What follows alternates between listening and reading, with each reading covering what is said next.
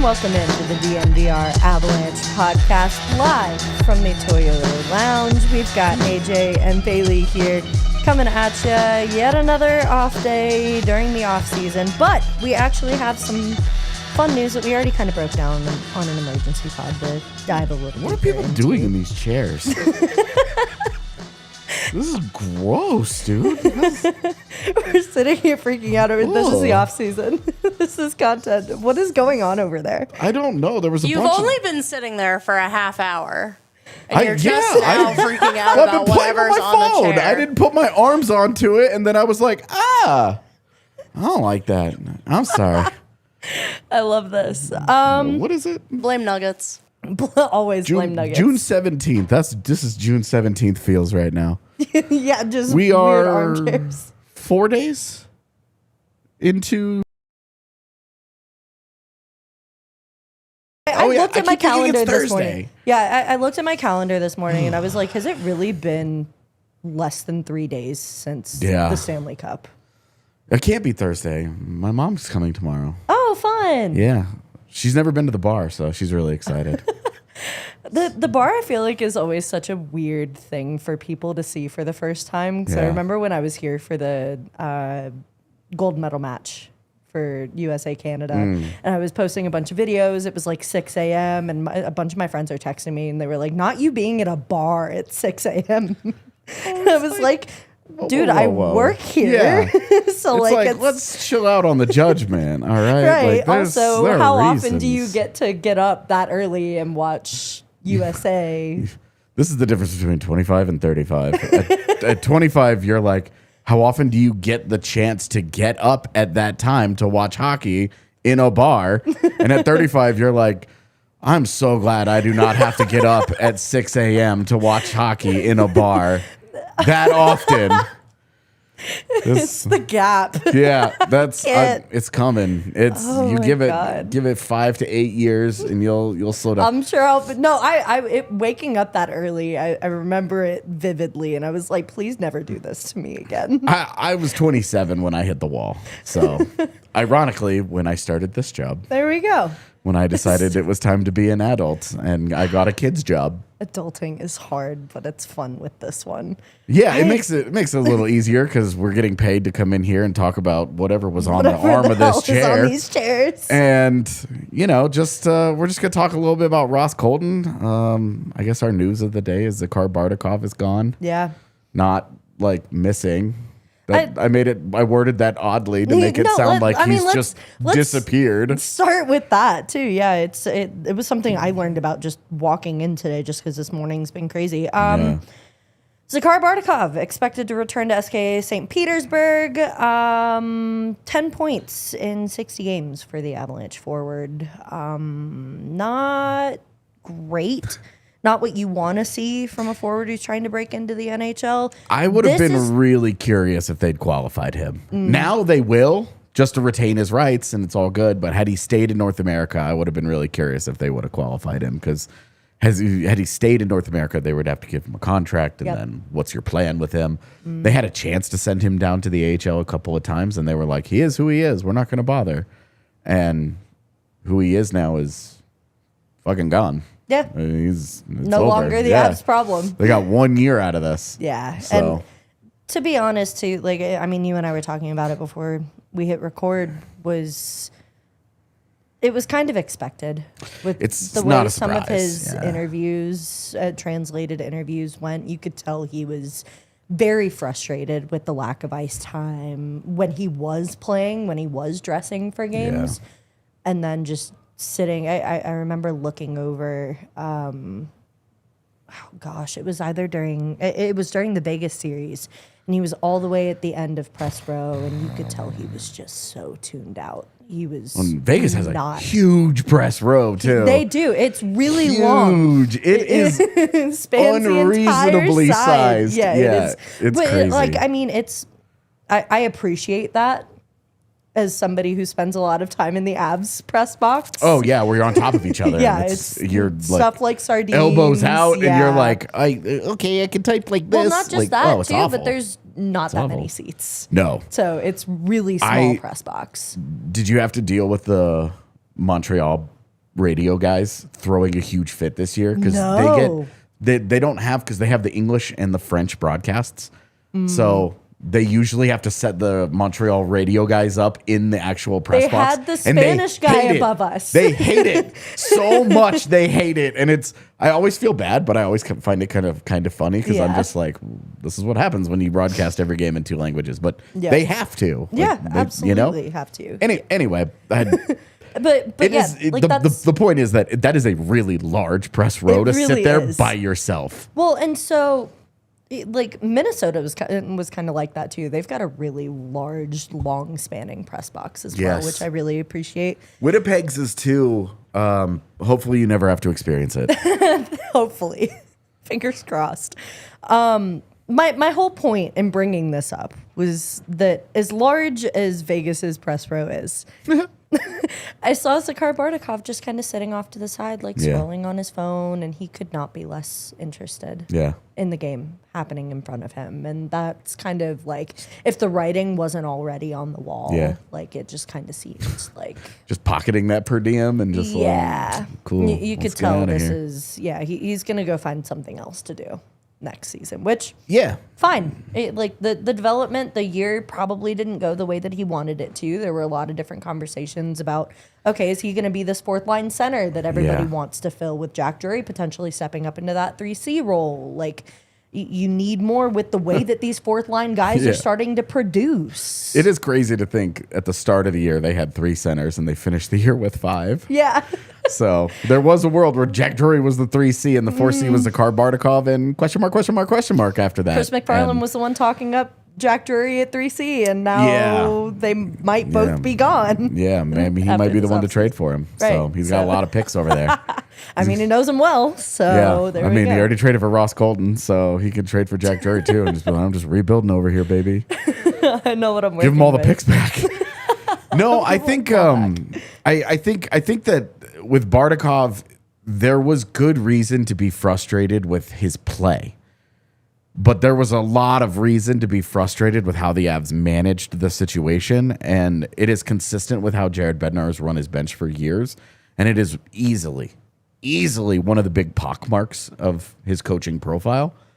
That said, like I think overall we usually make too much of guys that play on the fourth line, either good or bad. If it's good, we love that guy. We're gonna Right. give Jack Drury $3.5 million. And if it's bad, we're like, well, Zakhar Bardakov went back to the KHL.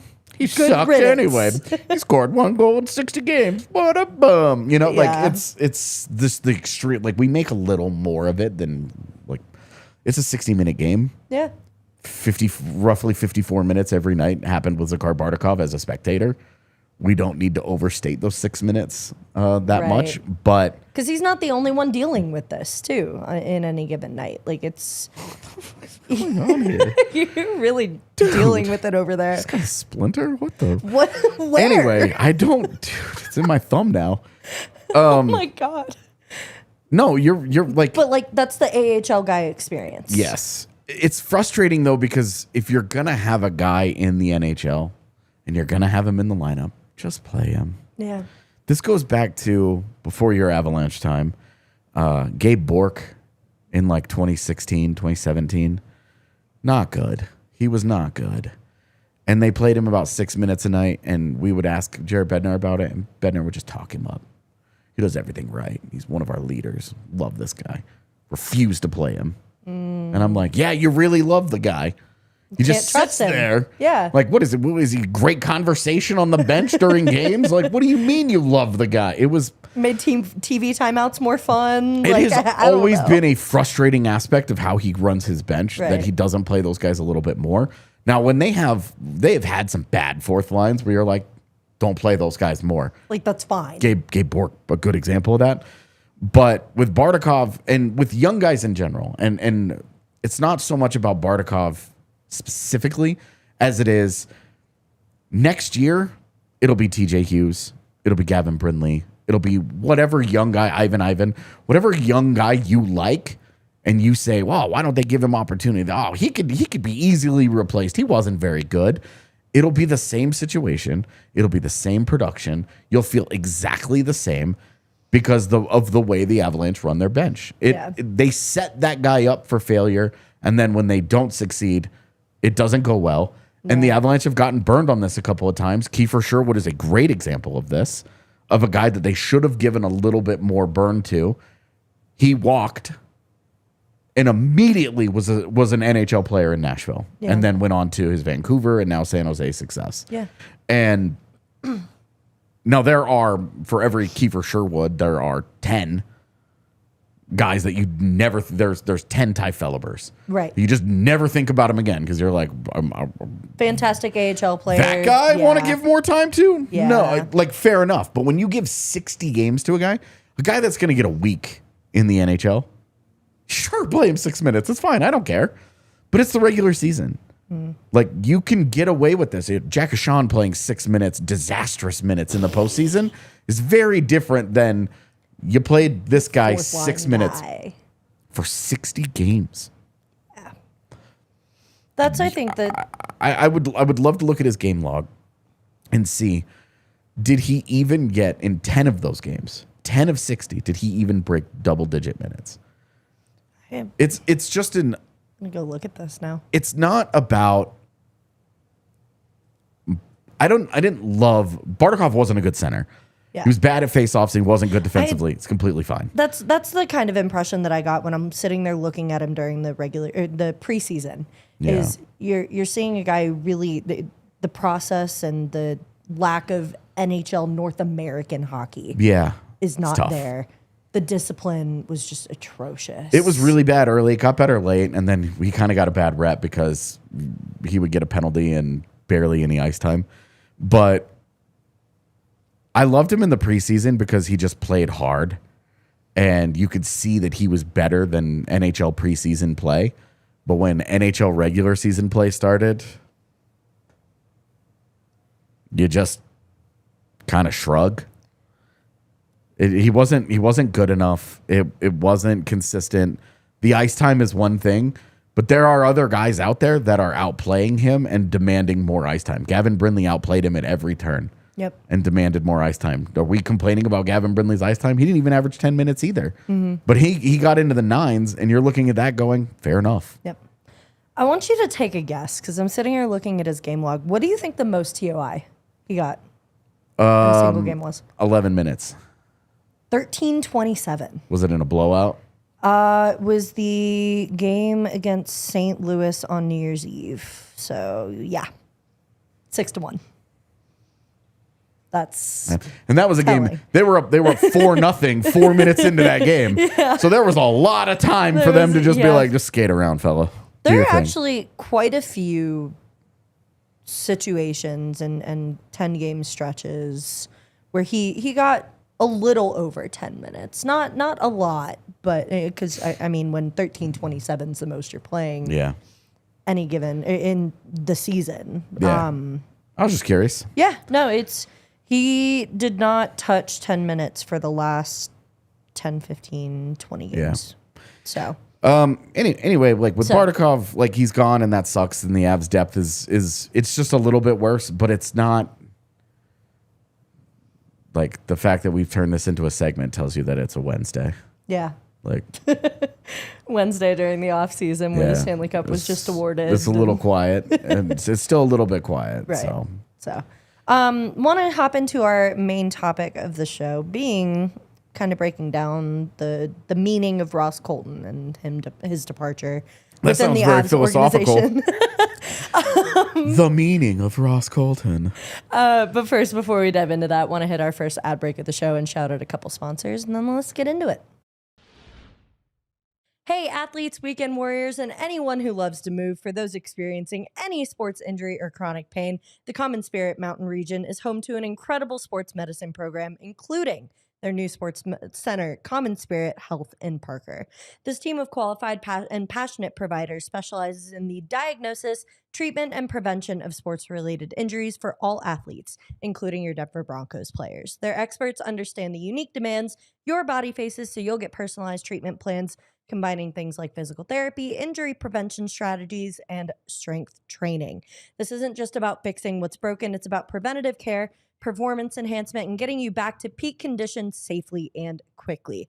Don't let an injury keep you on the bench, or even better, get proactive about your health. For more information, visit mountain.commonspirit.org. Common Spirit Health, official healthcare partner of the Denver Broncos. And once you've got your health all right, you want to make sure you're driving the best car possible, which is with our friends at Toyota, the official vehicle of DNVR. Trucks have always been a part of Toyota's DNA. For generations, Toyota has built durable legends, destined for greatness and perfect for Colorado. Whether you're conquering off-road trails or hauling the weight of the world, there's a Toyota truck that is just right for you, like the all-new 2025 Tacoma and the return of the iconic 2025 Land Cruiser. Toyota offers 17 models with available all-wheel drive or four-wheel drive, like the Epic 4Runner. Toyota also offers more low and zero emission vehicles combined than any other automaker to give customers numerous choices to reduce their carbon footprint. There are 16 different hybrid vehicles to choose from, like the Tundra iForce Max hybrid truck and others. Toyota SUVs take command on the road and on the trail, so you can explore the road less traveled without sacrificing smooth city rides in SUVs like the RAV4 and the Grand Highlander. Visit your Front Range Toyota store at a location near you. AutoNation, Toyota, Arapahoe, and Centennial, Corwin Toyota in Boulder, Groove Toyota in Littleton, Mountain States Toyota in Denver, Stevenson Toyota East in Aurora, and Stevenson Toyota West in Lakewood. The official vehicle not only of us here at DNVR, but also the Colorado Avalanche. Toyota, let's go places. And we are back here at the DNVR Avalanche podcast. Before we hop into Ross Colton stuff, there was a comment that somebody brought up that I think is an interesting point we can touch on. It feels like the Avs had low success with keeping Russian players. Is that true? Is that a normal NHL problem? It is not just an Avs problem. Yeah. I'll put it that way. Yeah, so the big thing with Russian players is that they don't want to play in the minors. They didn't come over here to play in Bakersfield and Ontario and Cleveland and Loveland. I guess I could just keep naming. Yeah, go through all Henderson plus of them. Yeah, they don't leave the homeland to do that. Yeah, and you can understand. I mean, they're playing high level Russian hockey too. If the KHL was the best league in the world, and North American players were having to go over to Russia, an extremely different culture, they would not be going over there to play in the VHL. No, they would be going over there to play in the KHL, and if it didn't work out, they would come back. Yep. The same. It's just the same thing. The culture shock is very real for Russian players. It's why when teams have like high level Russian players, they usually acquire more than one, and we always joke like that's his Russian friend. Yeah. But it's also kind of true because it quells some of the loneliness. Not all of these guys come over here. Like you look at like a Nikita Zadorov who came over and played in the OHL. That's not normal. Like that's not as common as a guy plays in one Russian program his entire life, and then gets an opportunity in the NHL and plays 6 minutes a night and goes, okay, this isn't what I want. This isn't what I signed up for. Right. I didn't mind the opportunity. I wanted to challenge myself. I wanted to be able to play in the NHL and see how it went, right? And it didn't go the way I want. I'm going back. They're going to make good money in the KHL. Those guys are usually all really good players. The KHL salary cap that they implemented like 6 or 7 years ago really hurt that process, and it's why you've seen a lot of players take more chances on coming across, but they don't last very long. The Avalanche, as mentioned, they have not done a good job of putting those guys in positions to succeed, but they are far from alone in this process. Yep. It is not. I think that teams fail Russian players on a consistent basis they do not set up proper expectations. They do not set up infrastructure for those guys. They don't have a translator around. The built-in Russian friend. It's like a haha funny, but like you need somebody to help him. We saw it during training camp last year. Parker Kelly's just like drawing shapes, with the pointing and going, go like that, and he doesn't have any idea. Right. And they don't put that infrastructure in place. These guys need to be taking. Teams need to be insisting that these guys take English lessons over the summer before they come across. They need to be exposing them to North American culture as best they can before they get here, and so that it's not, now I'm sitting in a hotel room in Loveland. I have no friends. I don't speak the language. I don't know where to go. I don't know what to do, and I am 5,000 miles from home. Like it's incredibly difficult on them as people. And more than anything else about the hockey, setting them up to succeed and be comfortable as humans is something that organizations do a poor job of. And it's why those guys go, I don't want this. And they bounce.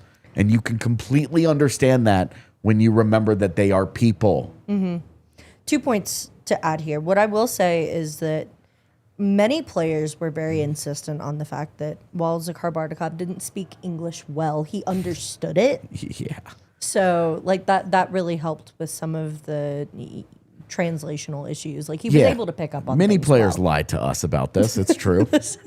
So that's just what was coming from inside it with the organization. How much validity there is to it, we'll never know.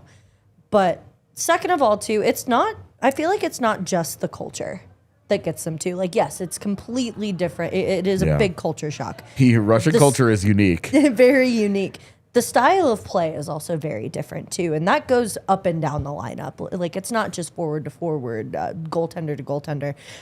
Because it's a situation that I followed closely before I joined the Avsphere. Pyotr Kochetkov was a very interesting situation that Carolina really tried to hone in on his development in the AHL. And it's what caused a lot of their issues with the club breaking away from their AHL affiliate. Oh, my God.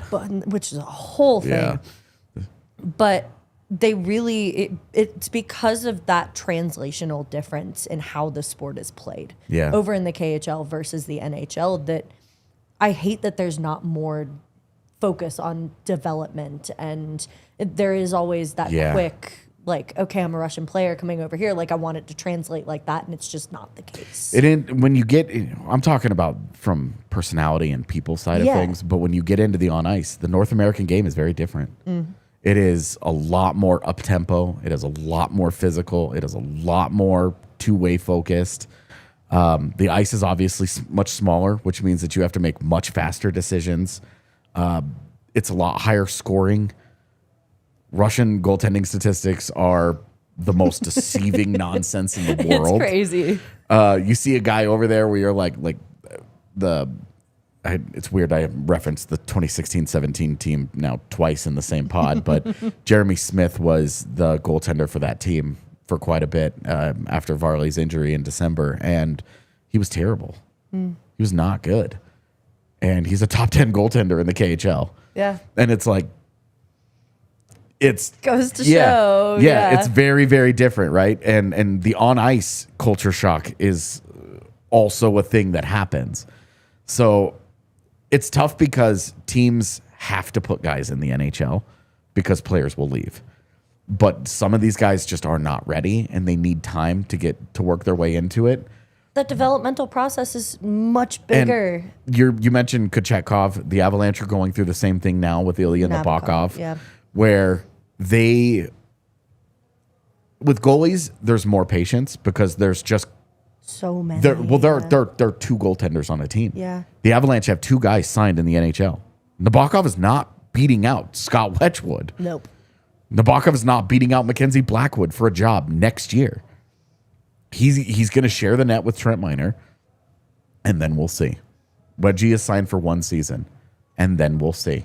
Which, if you're looking at a guy to learn from, there's not a better guy to learn from than Trent Miner. In the AHL. He will be a great sounding board. Yeah, and it's been a slow burn for him, so he can be a good sounding board and say, "Hey, Nabby, we're gonna split the net. Like, I got you. Yeah. Trent Miner's great. Yeah. So- No, fantastic. Yeah, with the Russians, goalies have a little bit more opportunity, or they have teams and players have more patience because the opportunity isn't as readily available. When you have 12 forwards, you're like, Okay. put me in, coach. Yeah. What the hell? Yeah. Yeah, there's not as much excuse. It's tougher for the Avs who obsess over winning every single regular season game, which is fine. Like, When you have I- guys like Nathan McKinnon. I wish yeah. that it wouldn't obsess to the point where they're playing Nathan McKinnon 23 minutes or whatever.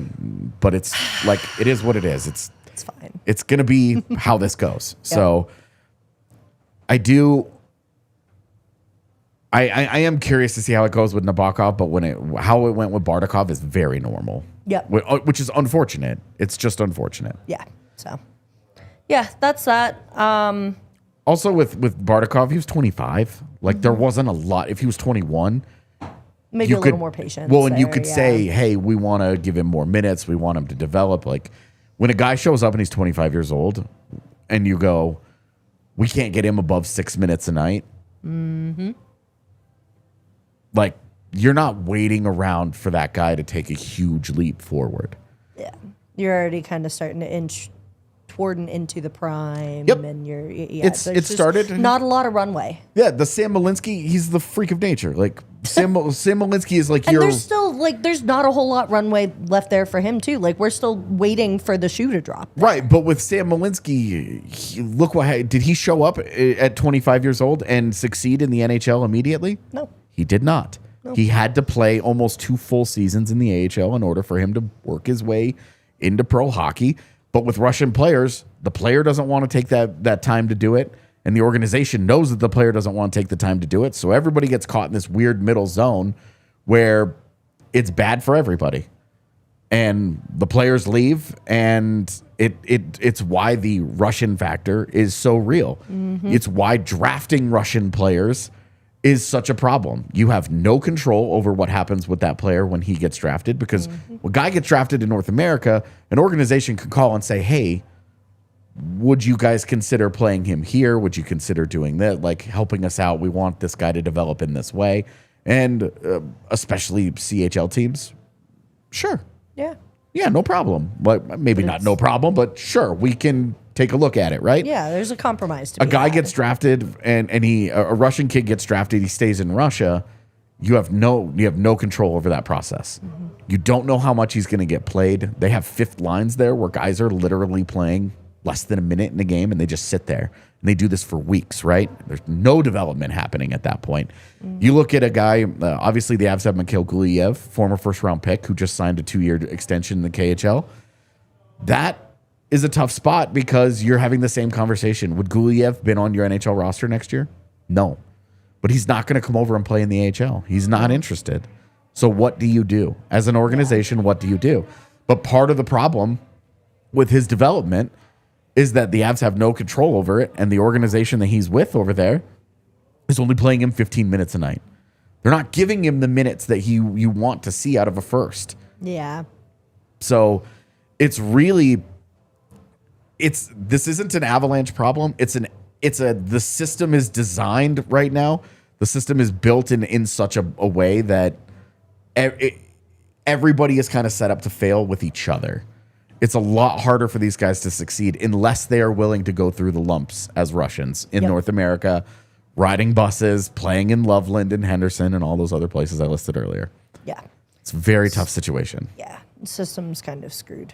There, not a whole lot to, I guess, transition before we hit our ad break, but talked a little bit about Ross Colton, kind of transitioning into our main topic of the day. Not a shock that he's gone, but I think it is surprising to me how early it happened. It did seem quick, but you can also understand the organization that he goes to with Chris McFarland going to Nashville and going. Last year, Nashville was one of the teams that was hot after Ross Colton anyway. I don't know if that's the deal that he nixed with his no trade clause. He had a full no trade on July 1st. It became, I believe, 16 teams, 12 teams. I don't know. One of those. It stopped being full. I think it's 12. And 12 sounds right. Yeah, for a Ross Colton, you hope it's not half the league, but 12 is still high. And he's still a solid player, but when you're cap strapped and you have no assets, getting 2 third-round picks is a fine price. And him going to Nashville, where he's going to be able to fit in and actually play a role, be meaningful, and probably play in their top 6, it's a good situation for him, especially going into a contract year. Yep.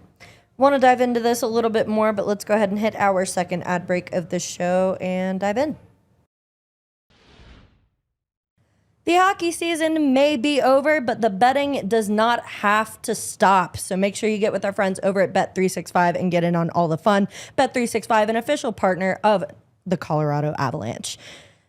Baseball is back on Blake Street. It might not be hockey, but baseball is still just as fun in a season full of mile-high highlights, 7th inning sunsets, and the occasional order of Rocky Mountain oysters is on deck. If you know, you know. The season's a perfect time to get in on the action with Bet365, proud partner also of the Colorado Rockies Baseball Club, especially now that new users can get $200 in bonus bets as part of Bet365's Bet 10, get $200 promo. Here's how it works. All you have to do is sign up, make your first $10 bet, and they'll throw you $200 in bonus bets, win or lose. That's a lot of Rocky Mountain oysters. There's never been a better time to get in on the season with Bet365. Bet365, where winning is everything. Download the app and use code DNVR365 at sign up today. Gambling problem? Call or text 1-800-GAMBLER. 21 plus only. Must be physically located in Colorado. Terms and conditions apply. In app only. Once you get all your bets all settled, you might want to celebrate with some of those bet and wins with our friends over at Casamigos, the drink of the World Cup. Bring your friends, fans, and frenemies together, one Casamigos marg at a time. No matter who you're supporting, say cheers with a Casamigos margarita. Pair your World Cup watch party food with a delicious, new, ready-to-enjoy Casamigos margarita made with the best simple ingredients, Blanco tequila, lime juice, and natural flavors. They're sure to rival any of your favorite hangout spots. Uncork, pour over ice, and garnish with lime. Just 110 calories, too, per serving. Real juiced. They have 2 flavors, classic lime and spicy. So maybe for like me and like things on the spicier side, they've got something for everybody.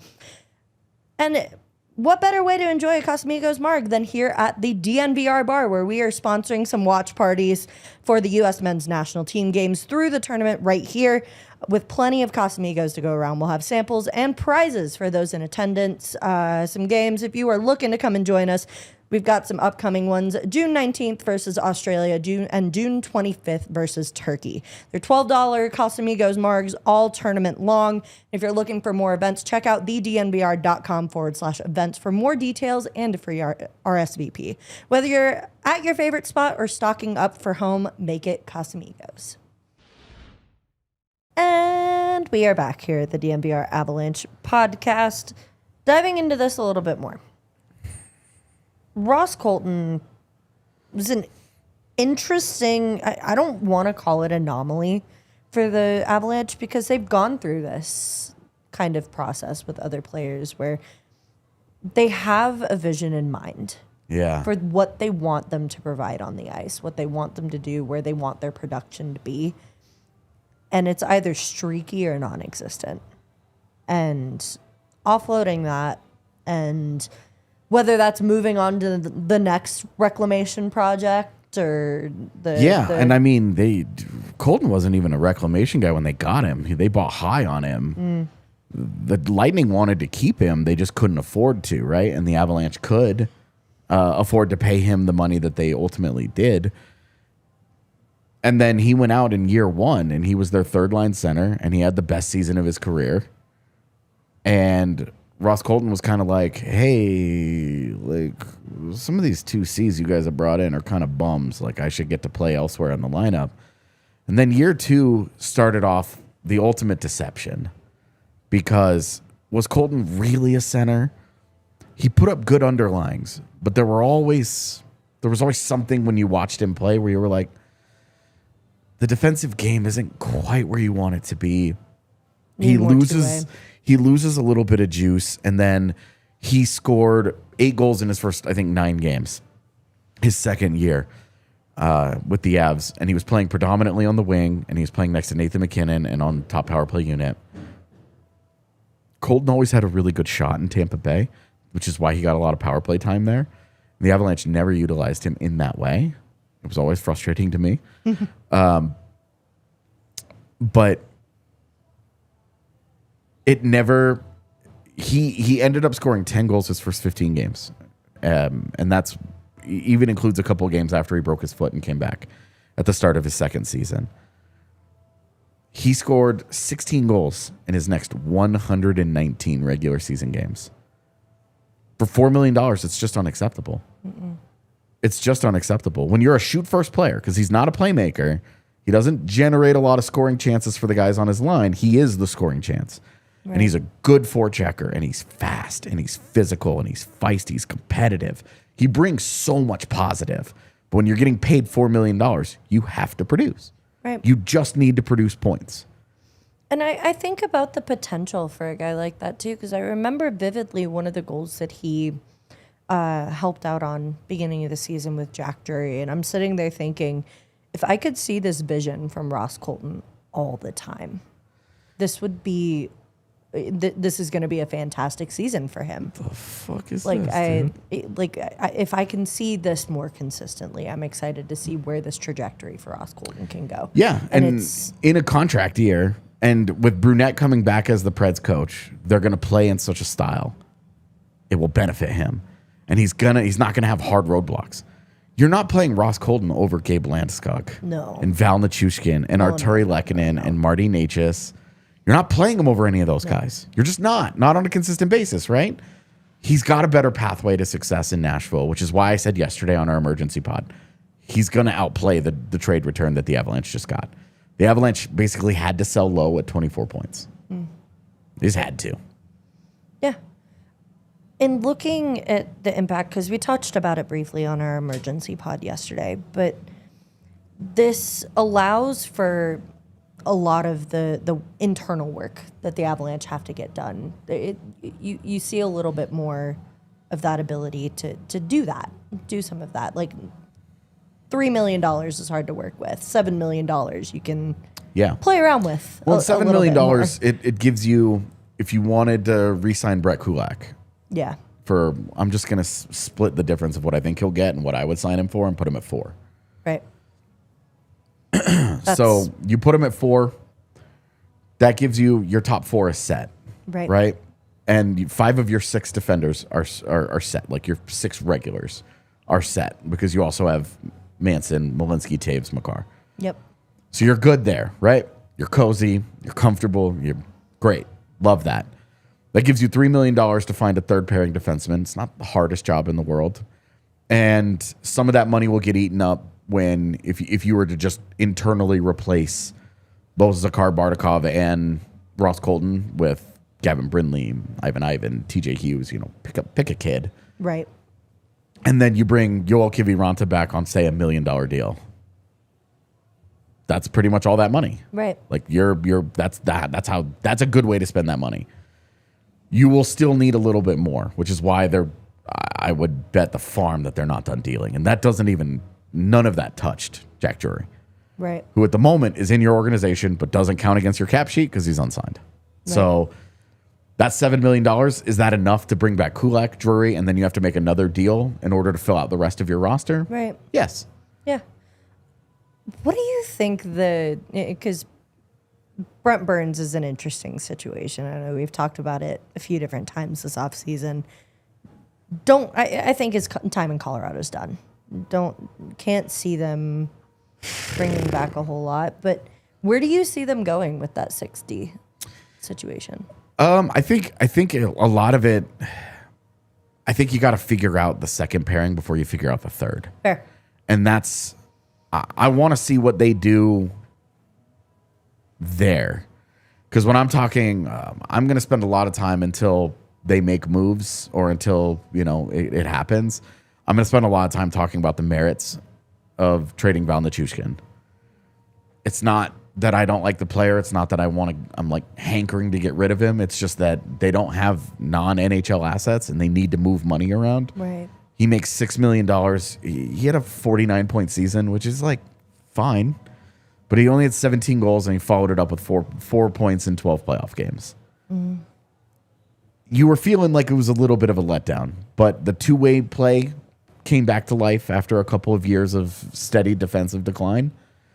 Two-way play came back to life, and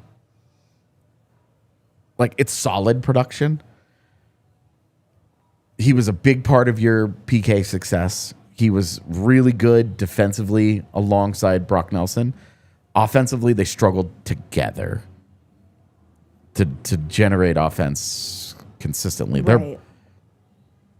They are both really good at creating offense for themselves. They're not so good at creating for line mates.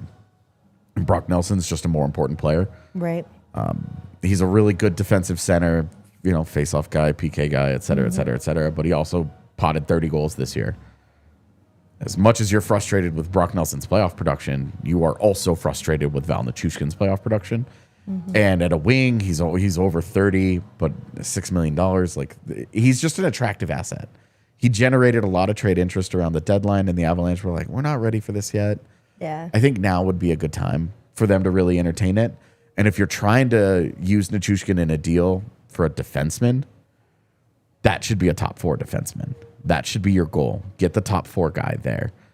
I'm not going to speculate on names. Yeah, it's too early. It is, and I still have 31 depth charts that I need to memorize. So I think that Nichushkin, like moving Nichushkin, like that's how I would want to use and try to balance that money a little bit. And then if you still had some leftover money, then you bring Brett Kulak back and he's on your third pairing. Your defense is very good.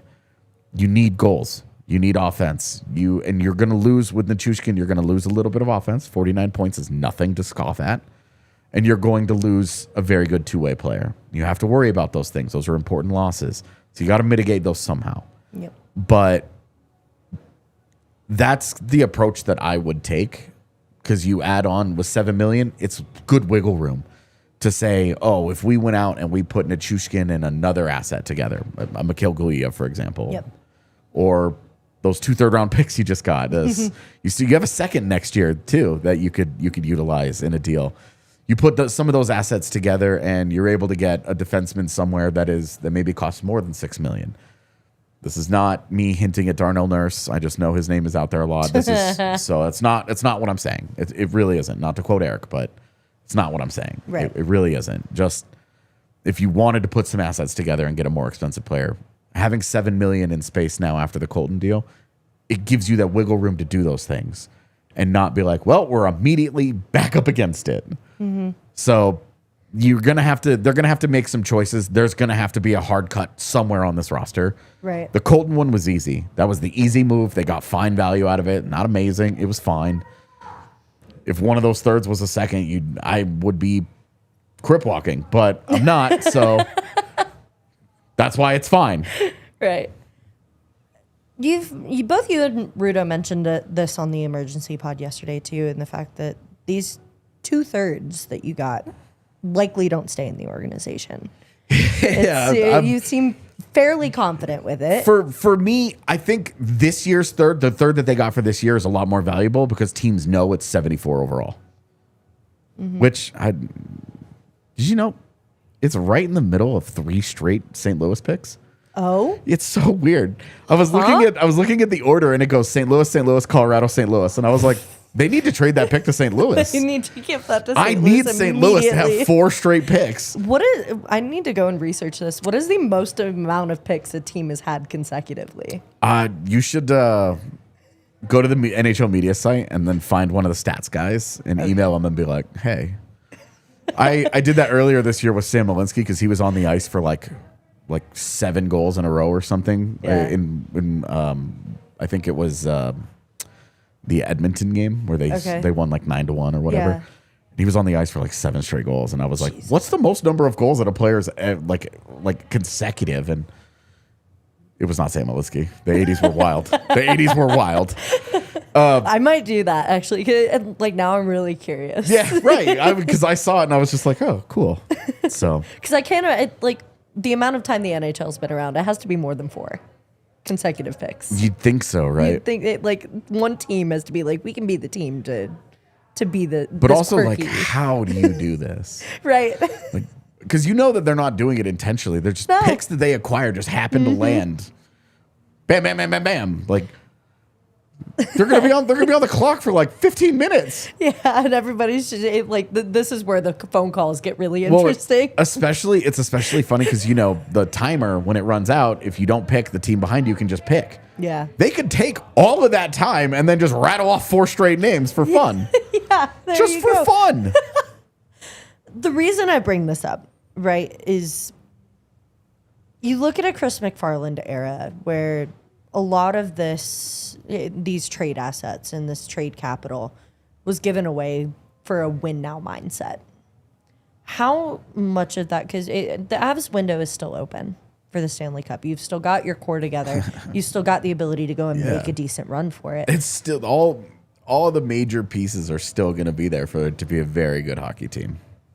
And so that it begs the question for me, where do you draw the line of a win now mindset versus being forward minded? For me, it's when they are a wild card team. Until they're a wild card team or miss the postseason. Give everything. Yeah. Okay. I'm in. Fair. Valid. They've already kind of said, screw it. We're going all in on the guys that we can get who are all plus 30 years old. They're dancing with the aging curve devil already with Brock Nelson and Nazem Kadri. Val Nichushkin. Arturi Lekkonen's now going to be 30 plus in his new contract. Devon Taves is already 30 plus. Like they're already in that zone. Like you're just there. Mm-hmm. So unless they're able to, if you want to make a swap, you have to take chances. Mm-hmm. It will be unproven guys. Right. Like I can tell you right now, I'm going to write a fake trade article at some point, and I am going to propose a Val Nichushkin for Kent Johnson trade.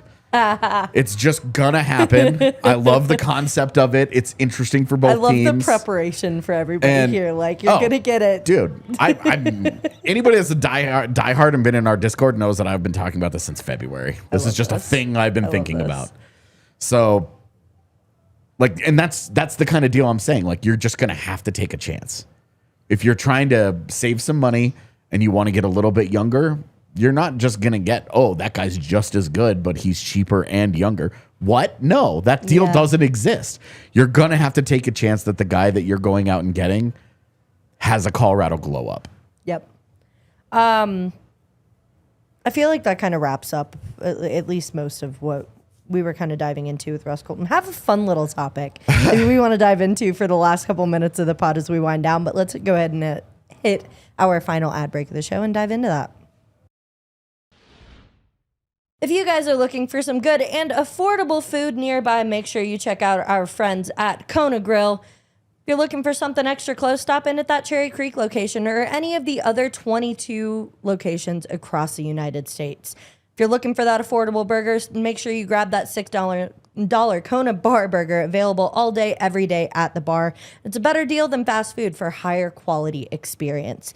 If you're looking to celebrate with some friends, make sure you hit up their happy hour, 2 to 6 p.m. every day, $3, $6, and $9 happy hour with great bites like chicken satay, ribeye meatballs, crafted margaritas, and amazing sushi rolls. Taste of Kona tasting menu, $39 3-course menu, sure to fill you up. Includes appetizer, dinner, and dessert, and also a glass of wine or bubbles. So you're getting the all-around good experience with this great deal. They're open from 3 p.m. to close every single day. So make sure you get on that $39 3-course menu. Exclusive All-City online ordering code for KonaGrill.com. Buy one, get one steakhouse burger. Make sure to use code ALLCITY26. That is ALLCITY26. Go to order online on KonaGrill.com. It's good for delivery, takeout, and curbside pickup. Once you've got all of your food and dining plans sorted out, Make sure you get with our friends at Surfside for the best possible drinks you could have. When the weather warms up in Colorado, nothing hits quite like an ice-cold Surfside. When the days get longer and the mountains call, it's all about early hikes, weekend rounds of golf, and evenings that stretch just a little later. From trailheads to tee boxes to backyard hangs, Surfside goes wherever the season takes you. And whether you're catching a game or celebrating a win or commiserating now that the season is over, Surfside is a proud partner of the Denver Nuggets and the Colorado Avalanche. Made with real vodka, Surfside is only 100 calories and 0 bubbles. That's right, no carbonation, just a smooth, easy sip that's crisp and refreshing every single time. Crafted with premium vodka and real ingredients, Surfside has quickly become one of the fastest growing spirit brands in the country, earning major awards and the title of 2025 Spirit Brand of the Year. So whether you're hiking, golfing, or just soaking up the Colorado sunshine, enjoy it with a Surfside. It's not seltzer. It's Surfside, sold at bars, restaurants, and stores near you. Must be 21 or older, and please drink responsibly. And we're back here at the DNVR Avalanche podcast, winding down today's episode. And because it's the off season, we get to have fun. Oh, yeah. We're going to talk about Cale topics. Makar's new deal? No. Chad is talking about it, so.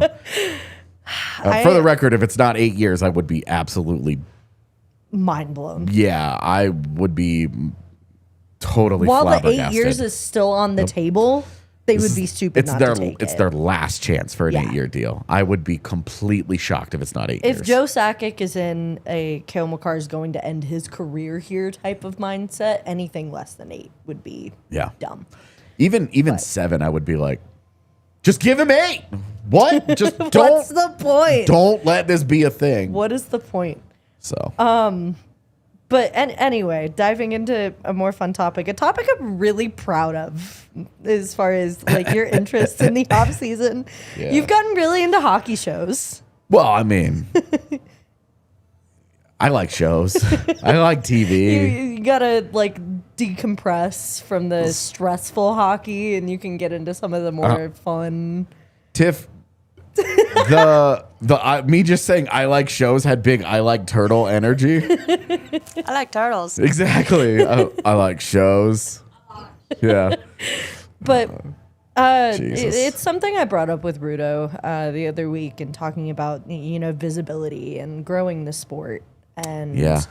these shows have played a really big part of it. Heated rivalry off campus, getting Yeah. their book to screen adaptations, which as somebody who was really into the off campus series, like that was something I found a couple years ago that I fell in love with those characters and their development. And I'm finally starting to read some of the new books from like the later generations that Ellen Yeah. Kennedy, like I just started Love Song and I'm very excited about it. But seeing these book to screen adaptations and what it does for the sport is always really cool. But Well, and it's huge because you're talking about, look, book talk. Let me just tell you, crazy place. as just as a person that's not meant to come across book talk, holy shit, that is a wild place. It's a very you have to be prepared for book yeah, talk. you really You just cannot just dive into that. you think that you're rolling in and it's just going to be a bunch of like mild mannered people who are like, oh, I like to Well, read, and instead it's like, no, dude, these are the most bloodthirsty humans on the planet. They're the intensity and the passion for this. Well, and so is what's incredible. Really funny too is it's known as a very like come over to the dark side. We're very accepting. We're very welcoming. Yeah. like we want you to get just as involved and passionate about this as we are. Yeah, they wanna kind of corrupt you. community. Yeah, That's all. It's really let's corrupt together, like, and then we'll be heathens. yep. Absolute heathens Together. Yep. I mean, when Heated Rivalry started, I was like, okay, I know what's coming. Like, I know what the show is about. No pun intended, I guess. I know what this show is, right? And 5 minutes in, I was like, Crazy. Oh. Yeah. okay, Yeah. all right, cool. Catches it. That's one of the more intense ones. It's so Though. intense, It and is then very intense. the emotional payoff in the last couple of episodes is huge. And you were talking about enormous crossover appeal there. You get the book talkers, right? You get the sports crowd. Mm-hmm. Then you get the LGBTQ crowd, And then you put them all into a room together and you go, all right, great. How much did you guys like this show? And it was like, it's a tough rewatch. Yeah. But it's so ending. It's so good. The ending is mean, incredible. is there a more powerful TV moment in like this year than I'm Coming to the Cabin? Yeah. Like Coming to the Cottage. That was it. Yeah. It was so powerful. I can't quote it. It was genuinely like you're like, yes, we're finally gonna like this is gonna go to a different place. It was I loved it. It was great. Off campus, different speed. Very different speed. That's where I was my like speed. Right. No, and that's what makes it a little, I don't want to say difficult, because Heated Rivalry had its impact on the community, right? Rightfully Sure. so. But Huge like pop culture impact when it happened. right. But I feel like Off Campus, if Off Campus had come first, would have I think been a nice little segue into like these Like ramping up into it. I like the way that it went. Off Campus feels a lot more like a sports version of The Summer I Turned Pretty. You know, To All the Boys I Loved. Like the feel of the show is kind of that like coming of age love story. A little bit different, very much, I would say, in a lot more of a traditional box. Yeah. And a box that has a lot of shows already in it.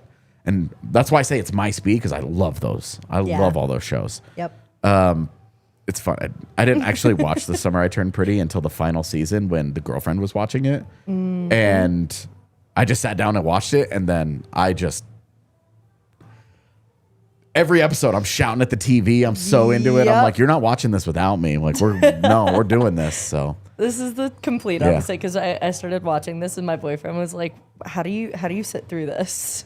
This is so predictable. And I'm like, it is. I don't care. But look, the thing about formulaic shows is that if you like the formula, it's for you. Yeah. And if you don't, it's not for you. Don't watch it. No. It's that simple. But Right.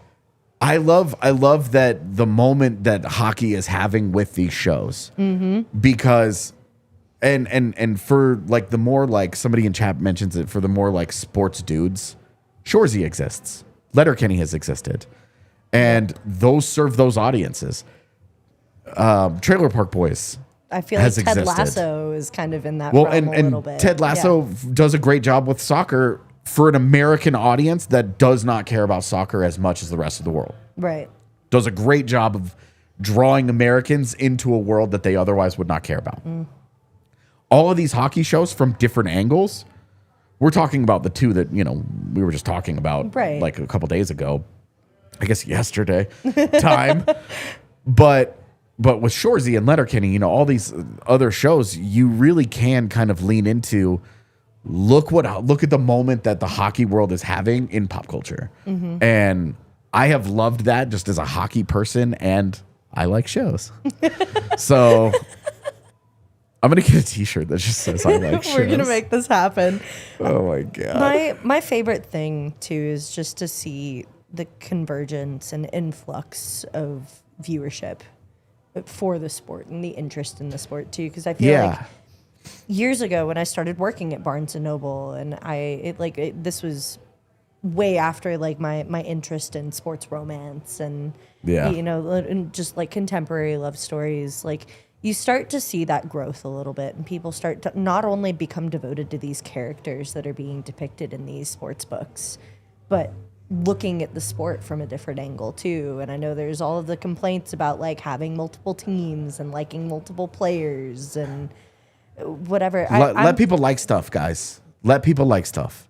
It's okay if a person has 4 different teams in their Twitter bio. I promise you that they care. Yeah. Otherwise, they wouldn't bother. No, and that's the point that I'm trying to make is you're getting so much more appreciation for the sport. It's growing the sport. It's why a lot of these players that we talk about every day are able to get some of these increased contracts. It's why the cap's starting to go up. It's why like there's so much cause and effect here from what does it this do book for the sport? talk community is helping to fuel. Well, what does it do for the sport that it breaks outside of those books and it's, Heated Rivalry is on the top 10 shows on HBO's app Off Campus for was, weeks. yeah, and number one. Off Campus has been in the top 10 since it was released on Amazon Prime. These are two of the biggest streaming apps out there. And you've got wildly different shows with hockey serving as a backdrop for both shows. Yep. But I also love that what I personally love, because the hockey bro is not me. It's not for me. It's not a language that I speak. It's not me. I'm not that guy. I never have been. It's why I always joke that I'm just a soft-hearted liberal, right? Like I joke, but I mean, I guess it's true. Right. That, yeah, let's not get into that. But having the characters that they be depicted in the way that they have been, the ones who are in the hockey world, be depicted in such an non-traditional way and grappling with the things that they have. In Off Campus, you have Dean's journey from Playboy to, I actually really like this girl. And another character's like, dude, just tell her. And his initial reaction is, you don't do that. Why would I do that? Yeah. She doesn't want that. And having like the journey through identity and hockey serving as the backdrop is something that it was what I loved about Off Campus and why I watched it twice in a week. I had to wait. I think for a I'm little on while. like my 15th, 20th rewatch of that show. I've been obsessed. And It's a great background for us. Oh my gosh. We have it on in the background. So as we head into overtime here, the conversation continues over at thednvr.com. I would be so interested to see how, because I read the books before I watched the show. I didn't even know they obviously. were books until Yeah, I came would be out. so interested to see like your take on this show after reading the books too, because it's such an interesting. Like they modernized. How many are there? So Free publicity. Advertise the books, I guess. no, so there's technically in that first series there's 5. The last one's kind of like a little novella type situation, but it's Okay. 4 books following 4 different couples. Oh, cool. The second season, for anybody who's interested and hasn't seen some of the media draw, it's going to be more of an ensemble show. So you're going to see a lot more of Garrett and Hannah. You're going to see a lot more of Dean and Allie, and there's a lot Wow, more. spoilers. Sorry, yeah. It's fine. But Like I you're said, gonna formulaic. you kind of know where this is heading Yeah. if you've seen some of the media draw on it. Well, But, and if like, you've it is- ever seen a show, yeah, right. it's not hard to see where this goes, but yeah. Right. So, there's 4 different books following each of these couples, and they modernized the hell out of this show. The way that, I'm not going to get into too many spoilers, but what happens to Garrett at the end of the season and the Yeah. whole meeting that he has to have with the NCAA. And that's not how that happened. Yeah. In the book, and I'm sure it's and- very different. I No, mean, and- the things are always change. I live with a Wheel of Time super fan who like grappled with the differences between the books and the show quite a bit. And one of many reasons I adore her is that she loved both for different reasons. Same. And Yeah. like the adaptations, they change, right? They change. And I will say one thing that I did really love about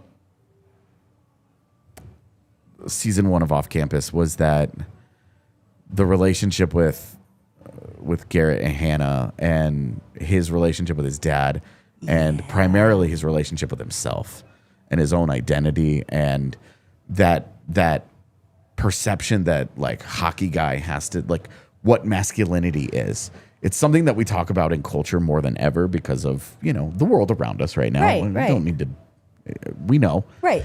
And his perception of himself and as like a manly man, as in his own masculinity and what that means.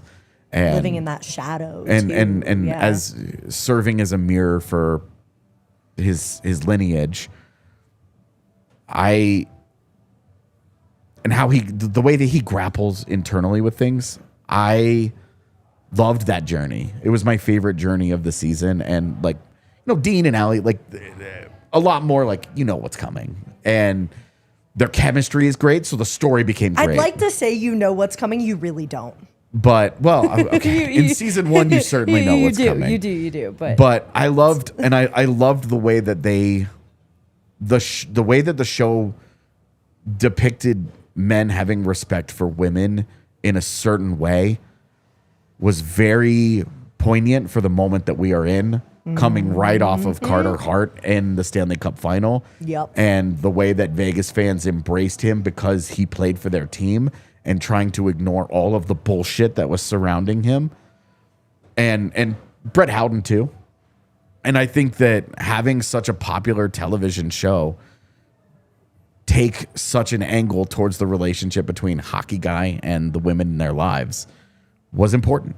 Absolutely. And I want that to open up more doors for more hockey guys to be like, feelings are okay. Respecting women is a good thing. Let's treat people with a certain level of dignity. And as you saw with the villain of season 1, fuck that guy up. Yep. At every turn. Absolutely. There is no it's too much. No. Should have let him keep going. No, I would have loved to see more of that dynamic in season 1. Yeah. I could talk about this forever. We've gone way late on the show. Anything else to add before we wrap this thing up? Yeah, the Wheel of Time show was not great at the start. The third season was phenomenal. It was phenomenal. As an unbiased viewer who doesn't care about the books, although I am listening to the audiobook of the first one, it's just 55 hours long. That's a I'm getting video ready game, to start dude. Dungeon Crawler Carl, and I am dreading the amount of time on those audiobooks. Like Wheel of Time is 14 books, and they're all 1,000 pages. And I'm like, 1,000 pages per book? Oh my God. Yeah, I'm saying. That's some Brandon Sanderson. Well, he's the one who finished the series. Yeah. So it's Robert Jordan and Brandon Sanderson finishes it. That's... But yeah, the Wheel of Time season 3 on Amazon. I know the show is dead and then it's moved on, but it was genuinely, it was a great finish, and I was really sad when it got canceled. Jeez. Wow. But I'm excited for season 2 of Off Campus because I was into it. For this. Yeah. I'm glad we gave space to have a conversation about it. I'm open. We've got a lot of off season with Rudo not here, who just would have left. That's a get up and walk away. That's fine. That's going to do it for this episode. Thank you guys so much for tuning in. We've got a lot more content coming up to finish out the week. But until then, this has been the DNVR Avalanche podcast. We will see you guys tomorrow. We all silly like the mayor.